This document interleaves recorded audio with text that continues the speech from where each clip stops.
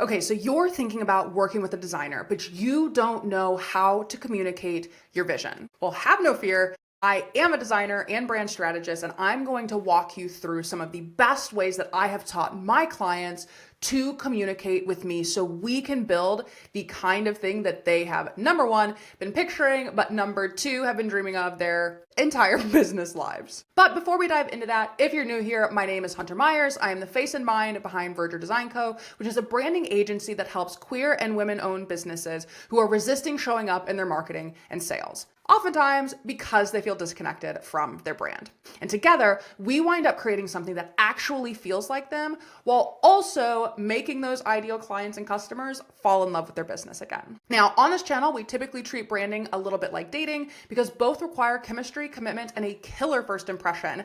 But today, we're going to be talking about communication, which is also very important in dating. And when you are getting into a relationship, whether it be a romantic one or a business one, which is what we're going to be talking about today, communication is key. So how do you communicate your vision with your designer? Well, the first thing you need to do is actually sit down and get kind of clear with yourself what it is you are drawn to and why. You see, there are all kinds of fabulous designs out there, fabulous inspiration, but not all of them are best suited for your project. And so going through and sifting through some of your ideas and making note of, hey, like this doesn't apply here, or actually this is something that I'm really, really interested in, let's talk about it. That's going to be your first step. You get prepped. And the second thing I want you to think about is there are multiple ways that you can communicate with your designer and communicate what you are picturing and needing. And so that's actually why in my process specifically, I have incorporated 3 different ways, and we go through all of them, that you can communicate your vision with me. So when I onboard you, the first of those types of communication is going to be a written form. So you're going to answer a number of questions that I have, some of which are about your business, some are about your clients and customers and your goals, and some are also about trends that you like and don't like in your industry.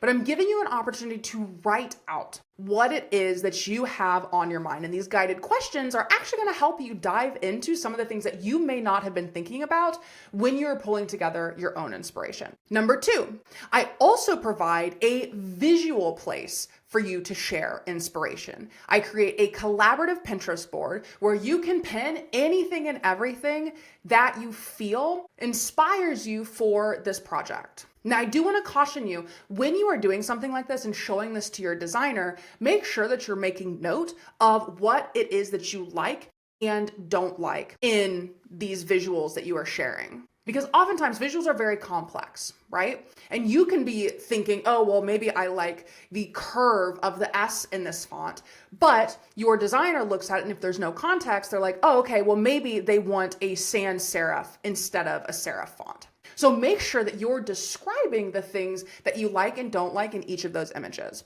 And then also try to find inspiration that isn't just brand boards and fonts and other people's brands. Like, look for inspiration in images. Maybe there's a scene that feels like it really describes your ideal client or the feel that you're trying to have them create. Maybe there are some textures that you're really drawn to. Those can also tell your designer a lot about the direction that we should be taking things, as opposed to just pre-made brand boards, because a designer is not going to want to copy and paste exactly what another brand has done. And I promise you don't want your designer to do that. And then the third thing that I do, so we've done writing, we've done a visual board, and now what I ask my people to do is for us to hop on a call and I'm going to ask any additional questions that I might have. And this gives you an opportunity to verbally communicate your vision with me. So we've done written, visual, and now verbal. In these moments, it is okay to push back and ask questions. It is okay to overshare. I know sometimes people are like, oh, well, I don't want to give too much information, or maybe this is going to be too much for someone to read. But the reality is you want to be as clear as possible with your designer. They want and need that information. And the more that you can share with them, the easier the process is going to be. You will be happier with the results that you receive, and they are going to be a lot happier too, because you will have made the process smoother. There won't be as many revisions. There's more communication and collaboration in the process.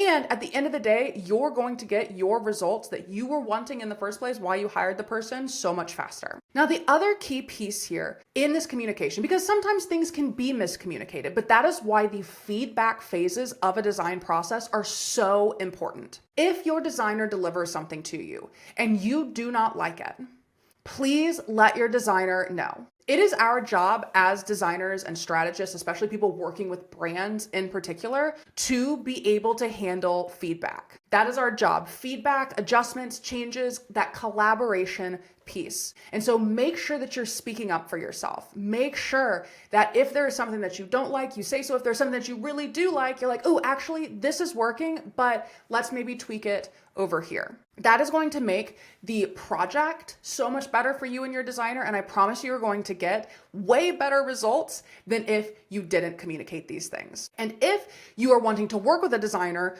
right now, I'd be more than happy to look at your project. We can see if we'd be the right fit. I do brand design, graphic design, as well as web design. And I love communication. I've actually heard from a number of clients that they also love my communication.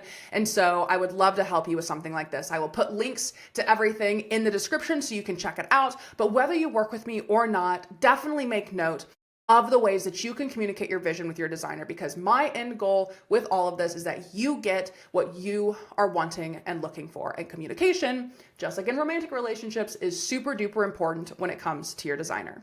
Now, if you found this video helpful, hit the like, subscribe, share it with who you want, and I will see you in the next one.